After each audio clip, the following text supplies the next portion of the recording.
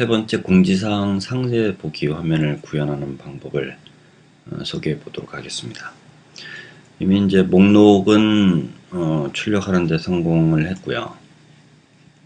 상세 보기 화면을 구현을 하는데 액티비티를 이용해서 다른 화면에서 목록 화면에서 목록을 선택을 하면 새로운 액티비티, 다른 화면으로 전환돼서 공지사항 목록을, 상세 정보를 보여줄 수도 있지만, 화면 전환도 해야 되고, 또 사용자 입장에서 또 이전 화면으로 가야 되고, 이런 불편함이 있기 때문에, 안드로이드에서 제공하는 이 다이얼로그를 이용해서, 목록 화면에서 다이얼로그로 팝업 창이 떠서, 공지사항에 대한 상세 정보를 볼 수 있는 이런 방식을 취해 봤습니다. 먼저 목록의 상세 버튼을 먼저 만들어야겠죠. 그래서 이 상세 버튼을 눌렀을 때 상세 다이얼로그가 나타나도록 처리를 해야 되니까요. 그래서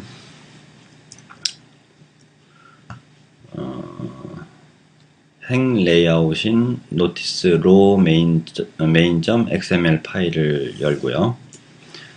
이 파일을 어떻게 디자인을 구성했는지 먼저 객체를 보면 제목을 출력하는 객체가 있을 거고, 텍스트 뷰 객체, 그리고 상세 화면으로 이동할 수 있는 이미지 버튼을 이렇게 배치를 했고요. 그리고 등록 일자를 출력하는 텍스트 뷰를 배치했습니다. 디자인 레이아웃에서 살펴보면 이런 레이아웃 구조를 만들 때는 이제 렐러티브 레이아웃으로 전체를 감싸주는 게 좋고요. 그리고 왼쪽 상단에 제목을 출력하는 레이아웃을 이렇게 잡아놨고요. 그리고 오른쪽에 상세 화면이 나타날 수 있도록 하는 버튼, 상세 버튼을 추가를 했고, 그리고 상세 버튼 바로 밑에 이렇게 등록 일자가 출력되는 영역을 잡았습니다. 각각의 객체명은 서브젝트, 제목 객체는 노티스 서브젝트고, 그리고 상세 버튼은 노티스 디테일 btn이라고 이렇게 이름을 지어놨고요. 그리고 등록 일자는 노티스 언더바 레그 언더바 데이트라고 이렇게 정의를 했습니다. 이번 과정에서는 XML 소스로 보기 전에 이제 디자인하는 과정을 좀 보여주고 있는데, 그러니까 핵심적인 프로퍼티를 화면으로 보여주고 있습니다. 이 상세 버튼은 렐러티브 레이아웃, 이 렐러티브 레이아웃 안에 있기 때문에 오른쪽에 배치를 해야 되죠. 그래서 레이아웃 align parent right을 true로 이렇게 설정을 하면 렐러티브 레이아웃 안에서 오른쪽 배치가 될 거고요. 그리고 중요한 거는 이 제목의 영역이 풀 페어런트로 잡으면 이렇게 꽉 차질 텐데, 이 제목과 상세 보기 버튼이 겹치면 안 되기 때문에 이만큼까지만 제목 영역으로 잡는데 기술적인 핵심 사항이 있는 거죠. 그래서 일단은 먼저 이 상세 버튼을 오른쪽으로 배치를 시키고, 그리고 제목 객체는 그림에서 보는 것처럼 좀 확대를 해볼까요? 보일 수 있으니까.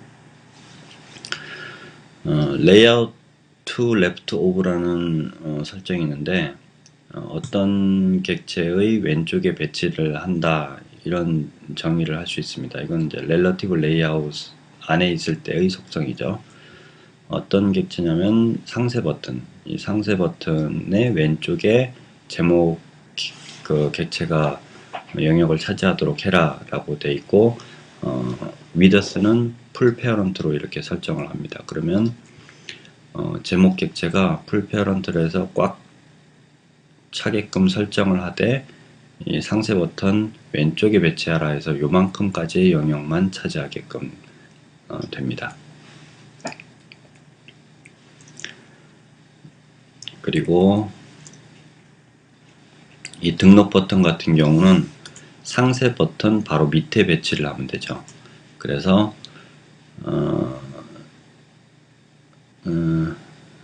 레이아웃 로라고 해서 이것도 렐러티브 레이아웃 밑에 안에 있을 때만 사용할 수 있는 속성인데, 이 값을 디테일 버튼, 노티스 디테일 버튼이라고 이렇게 지정을 해주면 등록일이 배치되되 상세 버튼 바로 밑에 배치가 되도록 이렇게 하는 기술이죠.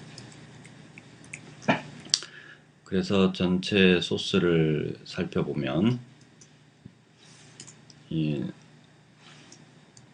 레이아웃, 행 레이아웃 파일에서 노티스로 main.xml 파일에서 소스 탭을 클릭을 해서 소스를 보고 있습니다. 여기서 주요 사항을 보면 이제 제목 객체가 이렇게 작성이 되어 있죠. 이 제목 객체 작성한 것 중에서 주요한 부분이 id가 있을 거고요. 그리고 여기 id가 이쪽이죠. id가 요거일 거고, 이전 과정에서 이제 텍스트 스타일을 이렇게 정의를 했었죠. 그리고 맥스 라인, 제목을 출력하되 최대 4줄까지 출력을 해라 라고 하고, 그리고 4줄이 넘치면은 이제 자동으로 글자가 잘리는 그런 효과를 갖습니다. 그리고 위더스 가로 방향으로는 풀 페어런트 꽉 채워라 라고 이렇게 설정을 했고요. 그리고 렐러티브 레이아웃의 속성에 따라서 안드로이드 콜론 레이아웃 언더바 to left of 라는 속성을 디테일 버튼이라고 설정을 해서 디테일 버튼 왼쪽에 배치를 해라 이렇게 명령을 내리고 있죠. 그리고 높이 값은 그 컨텐츠의 크기만큼 이렇게 출력을 해라고 랩 컨텐츠로 설정을 했고요. 그리고 안드로이드 콜론 라인즈에서 라인은 기본 라인은 4줄까지 출력되게끔 이렇게 영역을 잡고 있고, 그리고 안드로이드 콜론 엘립사이즈라고 있는데, 이 설정은 문자열이 지정된 텍스트 뷰의 영역에서 벗어날 경우 문자열이 그럴 때는 맨 끝 부분에 점점점 이렇게 설정 점점점이라고 이렇게 줄임표를 처리하게끔 하는 기능을 합니다. 그래서 end라고 하면 이제 뒤쪽에 줄임표를 출력하게끔 하는 그런 특성이죠. 그리고 이미지 버튼은 디테일 버튼이죠. 상세 보기 버튼을 이렇게 배치를 했고, 주요한 부분은 레이아웃 얼라인 페어런트 라이트를 true로 잡아서 오른쪽으로 배치를 시켰고요. 그리고 이미지 버튼에 src 태그로 이미지에 대한 그 객체를 설정을 했는데요. 안드로이드 기본 내장된 버튼 중에서 내장된 드로우블 이미지 중에서 IC 언더바 네임 메뉴 언더바 인포 언더바 디테일즈라는 이 이미지를 출력하겠다. 이거는 개발자가 직접 만든 이미지가 아니고 안드로이드 API에 내장된 버튼 이미지를 사용하는 그런 방법입니다. src에 이미지를 배치했기 때문에 배경이 이제 버튼 틀이 나오니까 이거를 안 보이게 하기 위해서 백그라운드 설정을 했는데요. 백그라운드를 알파 값은 00, 그리고 배경은 흰색 이렇게 해서 투명하게 그 버튼 배경이 처리되도록 설정을 했습니다. 그리고 등록일 같은 경우는 배치를 오른쪽으로 이렇게 배치를 하되 디테일 버튼 밑에 와 있어야 되니까 안드로이드 콜론 레이아웃 언더바 빌로우 값을 디테일 버튼이다 이렇게 설정을 하면 디테일 버튼 바로 밑에 등록일 객체가 배치가 되도록 되는 그런 효과를 갖죠. 이렇게 요런 정도의 이해가 됐다면 이제 렐러티브 레이아웃에 대한 이해가 좀 잘 됐다라고 보시면 됩니다. 자, 아까 디테일 버튼 같은 경우는 안드로이드 내장 리소스를 활용을 하고 있는데 안드로이드 API에 내장되어 있는 이런 리소스를 어떻게 활용하는지를 이제 설명을 해보겠습니다. 그림을 보면 이 그림에서는 넘어가 버렸네요. 이 그림에서는 이 디테일 버튼에 대한 속성을 보시면 src에 이미지를 사용하는데 개발자가 만든 드로우블 이미지를 사용하지 않고 골뱅이 안드로이드 콜론 드로우블 슬래시 해서 안드로이드 API에서 활용할 수 있는 이 디테일 버튼을 지정을 하고 있죠. 그래서 어떤 이미지를 활용할 수 있는지 알아야 되니까요. 안드로이드 API에서 내장되어 있는 이미지가 뭔지를 눈으로 직접 확인할 수가 있습니다.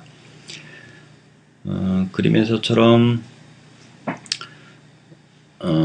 SDK가 설치된 폴더로 이동을 하셔서 현재 SDK 폴더로 이동되어 있는 상태입니다. 거기서 플랫폼 폴더에 안드로이드 API 레벨 8을 지금 쓰고 있으니까 안드로이드 -8 폴더를 선택을 하고요. 그 안에 보면은 android.jar라는 파일이 있습니다. 이 파일 안에 이제 리소스들도 다 포함이 되어 있는 거죠. 그래서 이 파일을 여기서 뭐 압축을 풀어도 되지만 복사를 해서 적당한 폴더에다가 더블 클릭을 해서 압축을 풀든지 아니면 자르 압축 푸는 응용 프로그램을 이용해서 압축을 해제를 해보면 본서에서는 이제 적당한 폴더에 이 자르 파일을 카피를 했고 이 자르 파일을 압축을 풀었더니 이제 안드로이드라는 폴더 밑에 압축이 쫙 풀어져 있습니다.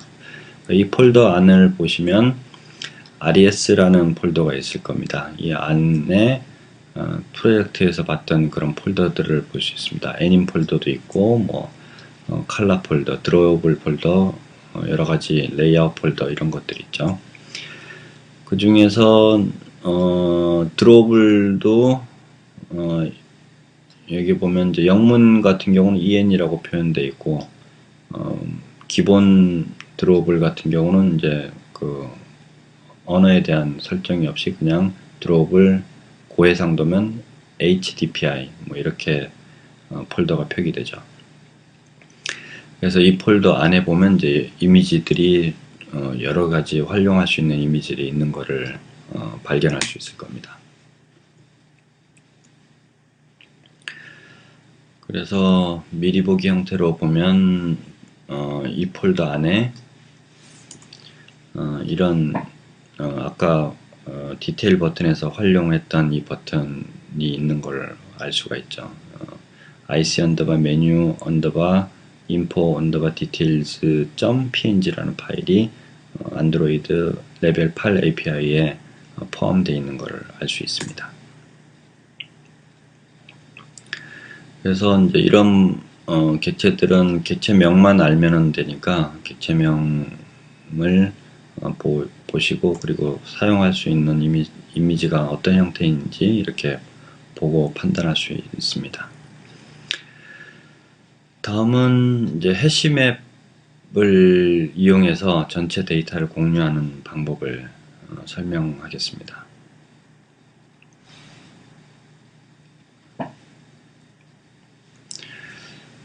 앞에서도 설명을 했다시피 앞에서 목록을 출력하는 공지사항 목록을 출력할 때 사용했던 거는 이제 스트럭처 구조의 객체를 사용을 했었죠. 근데 스트럭처 구조는 정확하게 필드명을 항상 고정해서 사용을 해야 되는 불편함이 있습니다. 개발자 입장에서의 불편함이죠. 사용자는 뭐 얘가 스트럭처 구조인지 아니면은 해시맵을 사용해서 데이터를 출력하는지 알 수 없으니까요. 이제 개발상의 용이성을 위해서 이제 해시맵을 사용하면 필드명을 개발자가 그때그때 필요할 때마다 사용을 할 수 있으니까 그런 면에서 이제 해시맵을 사용하는 게 개발하기에 편리하다는 거죠. 노티스 리스트 어댑터 파일을 열어서 먼저 이렇게 해시맵이라고 선언을 하되 해시맵이 스트링 키 값이 스트링이고 밸류 값이 스트링이다 라고 선언을 했고요. 그리고 객체명을 HM이라고 선언을 했습니다. 그리고 리스트 어댑터 생성자 쪽에서는 데이터를 받아오는데 이 해시맵 데이터를 받아와서 리스트 어댑터 내부에서 사용할 HM 해시맵 객체에다가 이 데이터를 대입을 시키죠. 그렇게 하면 해시맵 데이터를 그대로 전달받는 거고요. 그리고 notice.java 파일에서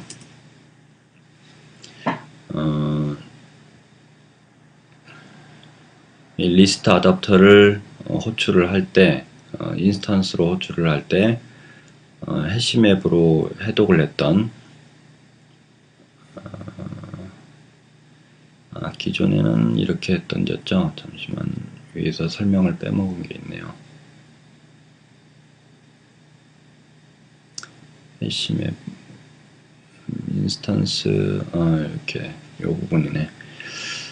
기존에는 어레이 리스트를 데이터형으로 받아왔는데 그 인스턴스는 그냥 그대로 살려뒀고요.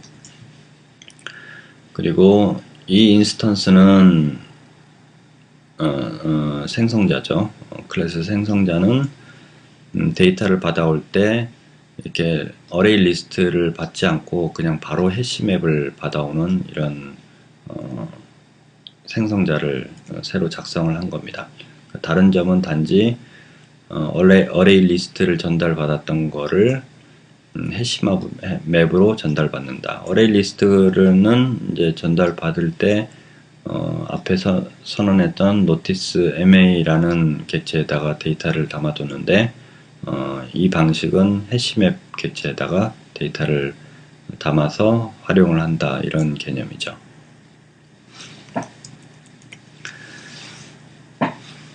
자, 그래서 만약에 그 인스턴스 구문을 그냥 그대로 둔다면 이건 이제 어레이 리스트를 전달하는 경우죠. 그러니까 이 데이터를 무시하고 해시맵 데이터를 그대로 사용하려면은 뭐 new 구문을 굳이 사용하지 않더라도 이 객체가 퍼블릭으로 선언되어 있으니까 notice list adapter.hm은 HM 여기서 구했던 XML 데이터를 해독했던 이 해시맵 데이터를 그냥 바로 대입을 시켜주는 방식을 취했습니다.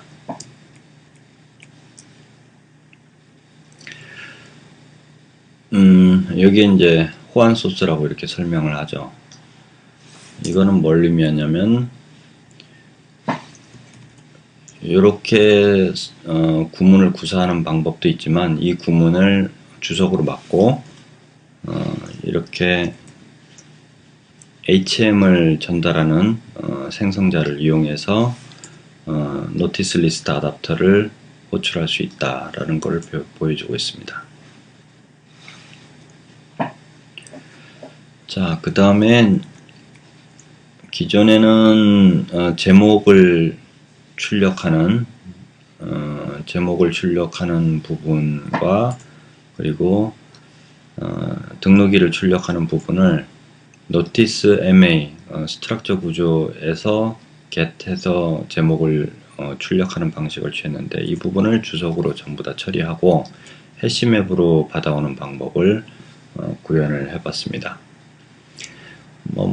먼저 이제 객체를 찾아오는 방식은 똑같고요. convert view에서 find view by id 메소드를 이용해서 notice 객체 제목 객체를 이렇게 찾아왔고요. 제목 객체에 텍스트를 출력을 하되 데이터는 어떻게 가져오냐면 해시맵 hm.get이라는 명령으로 가져오고 그 중에서 어느 필드냐 여기서는 로아이디가 공지의 고유 번호였죠. 공지의 고유 번호 중에서 포지션 몇 번째 거를 가져와라.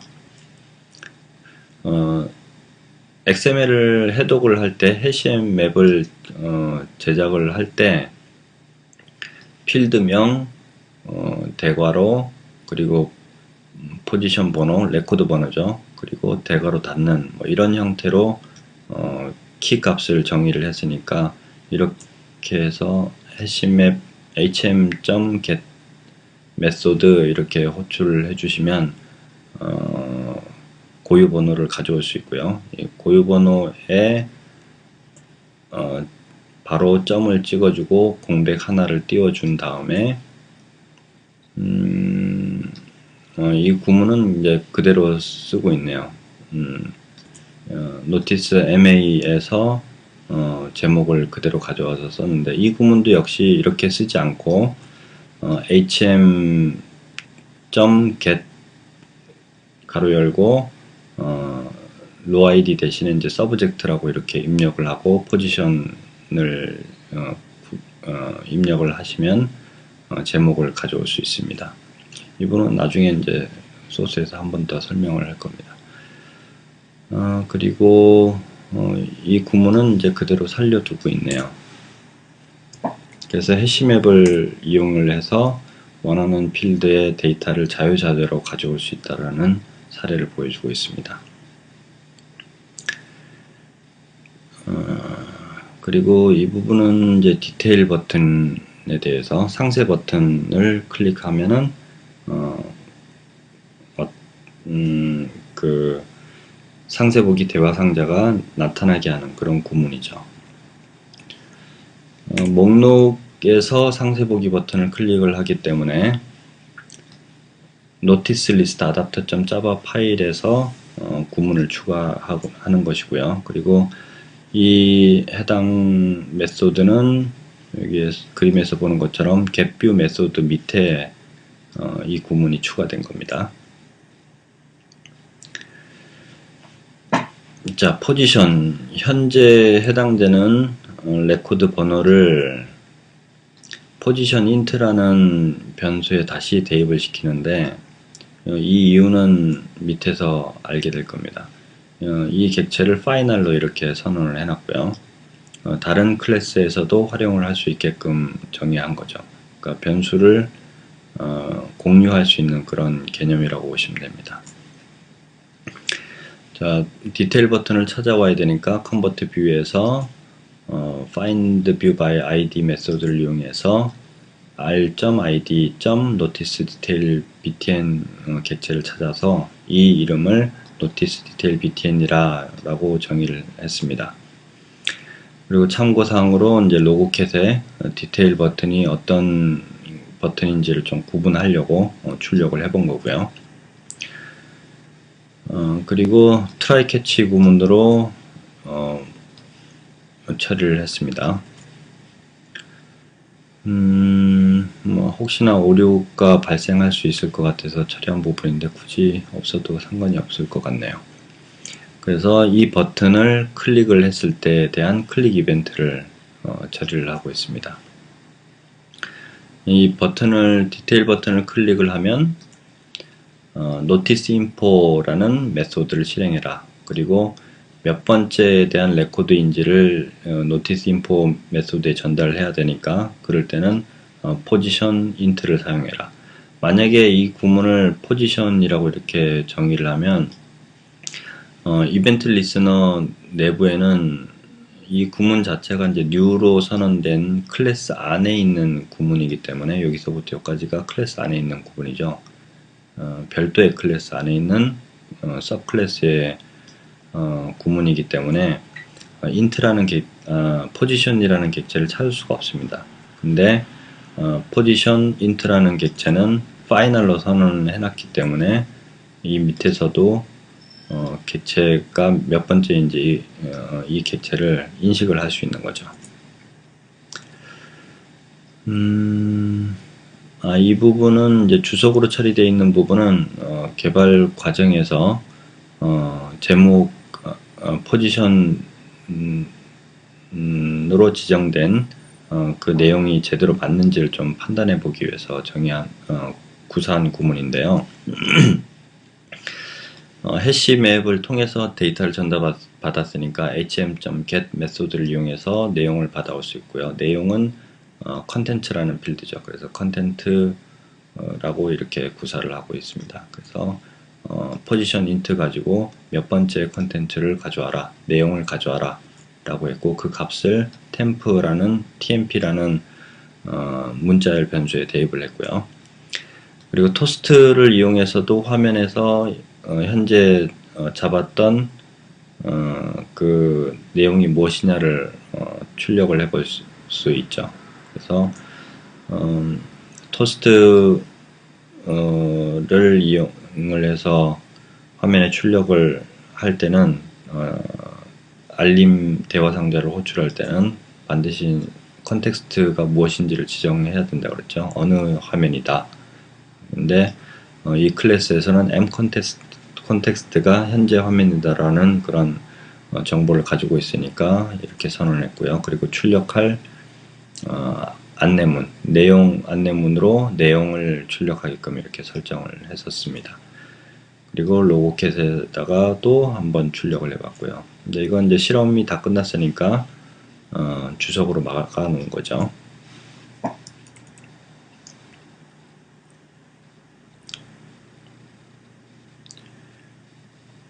자, 그리고 이제 다음 부분은 아직 실험은 좀 이따가 하고요.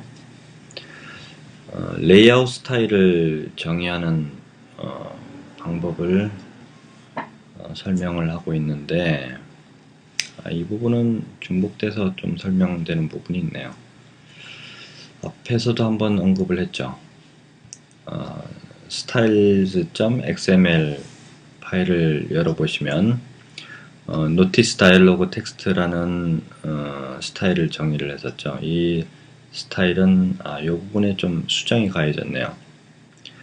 이 부분은 이제 문자열 같은 경우는 SP라는 단위를 사용할 수 있다는 걸 좀 보여주고 있죠. 그래서 노티스 다이얼로그 텍스트는 12SP의 크기다. 그리고 텍스트 컬러는 검정색이다. 이렇게 표현을 하고 있습니다. 투명도는 FF로 설정을 했기 때문에 투명 효과가 없이 완전히 검정색으로 이렇게 출력이 되겠죠. 그리고 기본적인 문자열의 크기는 이렇고, 그 다음에 하위에 스타일을 정의하는 방법이 있는데, 노티스 다이얼로그 텍스트 subject 해서 서브젝트 제목에 대한 설정을 또 별도로 할 수 있습니다. 이 부분은 이제 위에 있는 이 설정에서 문자열의 크기를 제목이니까 좀 크게 하기 위해서 14SP를 사용했고요. 그리고 컬러를 흰색으로 여기서는 지정을 했네요. 그리고 볼드 강조체로 출력하라 라고 했고, 그 다음에 인포, 이 부분은 이제 전체 요 스타일은 공지 상세에서 사용할 그런 스타일을 지금 정의하고 있나요? 아마도 이제 대화 상자 배경이 회색으로, 짙은 회색으로 표현되니까 제목을 이렇게 흰색으로 출력을 하는 것으로 보입니다. 그리고 인포 부분은 이제 내용 부분에 대한 설정이겠죠. 내용이 아니고 이제 정보 부분이라고 보이는데 나중에 소스를 보면 이제 정확하게 알겠죠. 글자 크기는 10SP로 해서 좀 작게, 아주 작게 이렇게 출력을 하게 했고, 그리고 색깔은 회색이긴 한데 조금 농도가 있는 회색이다라고 보시면 됩니다. 그리고 스타일 역시 이제 볼드로 처리를 했고요.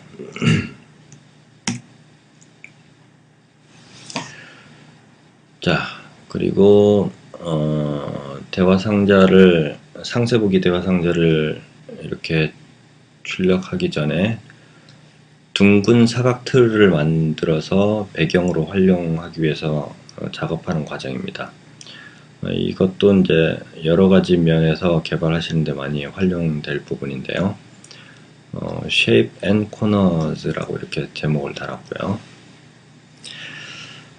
둥근 사각틀을 만드는데 결국에는 이미지와 같은 형태니까 드로우블 폴더 밑에 라운드박스 bg.xml 파일을 생성을 해서 이 xml을 이용해서 둥근 사각 틀을 만드는 그런 노하우를 보여드리겠습니다.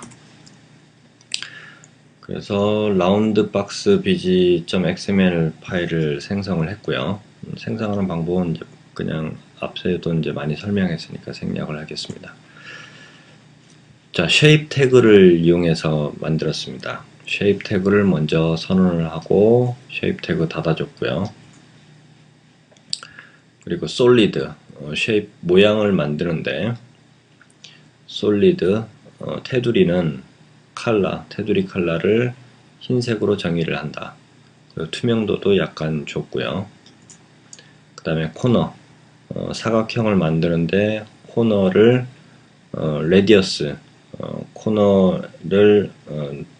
코너 모서리를 이제 둥글게 표현하겠다는 거죠. 그 둥근 정도의 반경을 15 DIP라고 이렇게 정의를 했습니다. DIP나 DP나 같다라고 보시면 됩니다.